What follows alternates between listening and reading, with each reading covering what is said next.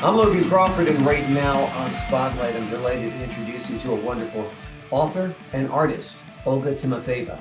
She has written an evocative book. It is called Blueprint of Memories, The Breath of Siberia. This beautifully written work captures the essence of a childhood in Siberia, vividly brought to life through her paintings, showcasing snowy landscapes, village life, and a deep reverence for nature's beauty and wisdom. We're delighted to have this very talented creator join us here today on Spotlight. We thank the team at Bookside Press for helping us put her in the spotlight today. And we ask viewers like you to support writers like her by subscribing to our channel and by purchasing her wonderful book. Olga, thanks so much for being our guest here today on Spotlight. Hello, how are you? I'm doing great. It's great to see you. Siberia, to a lot of Americans, is an unknown place, but this is the place of your childhood. It is a place of extreme beauty. It's a place of extreme cold, and you have balanced the both with your pictures and paintings in this book. Tell us a little bit about life in Siberia and why you decided to memorialize it in this book. I was born in Siberia, so for me it's a very native climate, native country. It was not my choice or place to be born. My grandmother was exiled there by Stalin, Comrade Stalin and Soviet officials. It was a long time ago.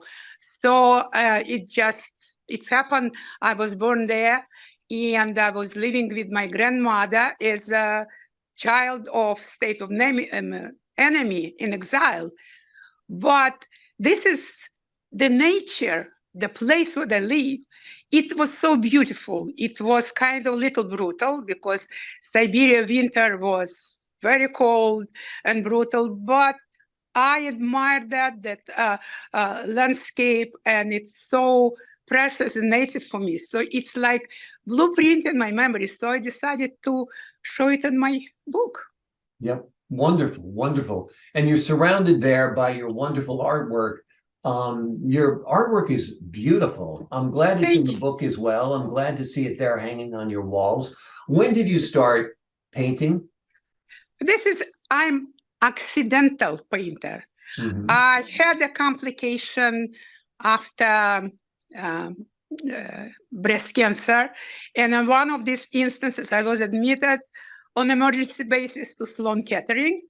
For 2 days, I have very high fever. I have IV in my right hand. And after 2 days, my temperature a little bit subside down. So I took IV pool. I was walking the corridor of Sloan Kettering. By absolutely chance, my eyes look at the wall and I saw advertisement. Patients, come on 15th floor. We have watercolor workshop. And I clearly remember, I never did it. If they invite me to learn ballet, it would be the same reaction. But I said, I would like to kill a couple of hours. So out of curiosity, I went there. So I come there, I still have IV here. So instructor give us piece of paper, paint, a brush, water. And I was asking, so what should I do? Because I never had experience before. And they said, okay, just, put that. And I clearly remember I took red pigment and put on the paper. And the moment the water touched the paper, it was like, people said, like it's epiphany. I couldn't believe my eyes because such a beautiful, intricate, and in that moment I realized there is another world which I never knew. No chemotherapy, no surgeon, no doctors, nothing. It is a world of unimaginable beauty. And I said myself, I have to learn it. So I took that in my room, they allow me. And since that, it started my journey to the beautiful world of painting. Before, I never had any experience. I never held my brush. I never had any education. But that's a moment that completely changed my life. Amazing, amazing. So you're in the hospital, you're battling an illness. It's a dark time for you, but there you found the light. Right. You found the beauty of painting. And it's sort of like how you found the beauty of Siberia. For some, right, it's a forbidden place, a place where people are exiled, but you found the beautiful part of Siberia. And I hope, sincerely, I hope that that attitude or that example would be kind of pick up some people, because sometimes even in the darkness we can find something that enlighten our life. Exactly, exactly. What was it like writing about your remembrances of the past? Was it a good memory, a good journey down memory lane? It's mixed. You know, as a child, you're basically happy because you don't know exactly what's going on. My mother and grandmother, they love me so much, so I felt love. But I saw outside what's going on. In my child mind, I have a question. Sometimes I was crying. I come to my mother, said, "Why people so mean?" So she's trying to kind of comfort me down. It's mixed.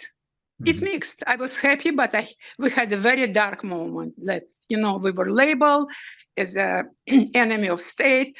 And that was, in a way, it's bittersweet childhood. Yeah. Yeah, it's a tough childhood. You're labeled the enemy of the state. You're living in a place where the climate is severe. But you did again find the light in the darkness, which I think is wonderful. When did you come to the United States, and what was that immigration like? I came to the United States. It was still Iron Curtain. It was Brezhnev time, 1977, and Soviet official give me $240 when I exit country. $120 for me and $120 for my daughter. That's what I came here. But journey was interesting. We would transition Italy. But when I come, let me tell you my first impression of America. It's not a skyscrapers, because Soviets describe it as a stone jungle.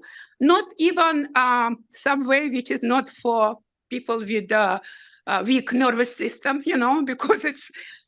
But what actually it was like cultural shock, because whatever see, every single person, child, old people, young people, everybody was beautiful, individual, dress individual. I came from society which were not allowed to express our individuality. For me, it was shock. So I admire my country, my America. I admire, because we find happiness, me and my daughter, and I just wish, you know, we have prosperous and peaceful life as a whole nation. Absolutely, absolutely. So it must have been a wonderful welcoming to come to this country. It is a beautiful country. Where you live in New York City is gorgeous, and the countryside, you know, an hour or two just outside of New York City, you can be at a wonderful farm, and it's amazing. Yeah, I go sometimes in the summertime to Pocono, so I do some my landscape there. Yeah, wonderful, wonderful. Is this the first book you've written? No, it's not the first book, but it's the best book. I had the first edition of, it's called just Breath of Siberia, which was published in 2017.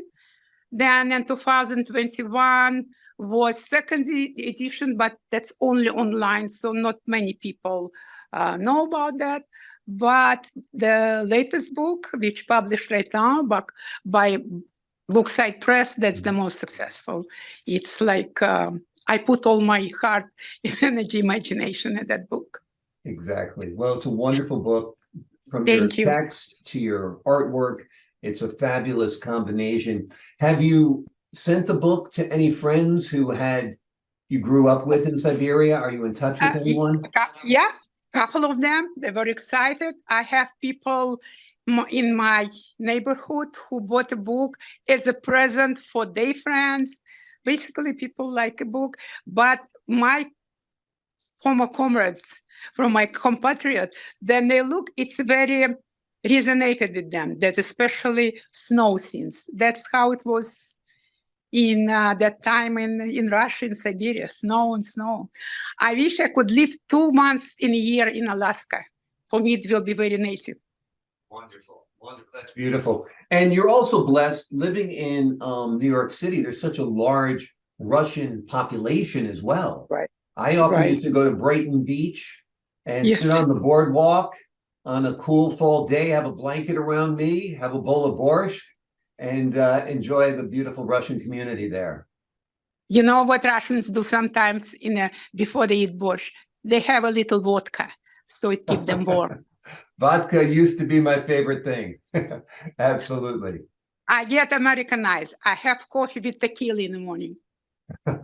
Sounds great. That sounds great. Well, your book again is wonderful. It's called Blueprint of Memories, The Breath of Siberia.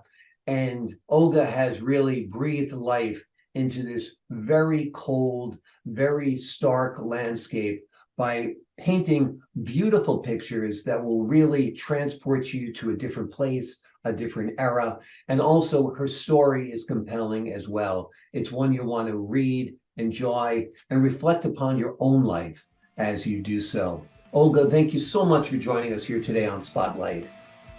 Thank you, Logan. Thank you. It was my pleasure. Thank you so much. Oh, pleasure is all mine. To the folks at home, I'm Logan Crawford, thanking you for your time this time. Until next time on Spotlight.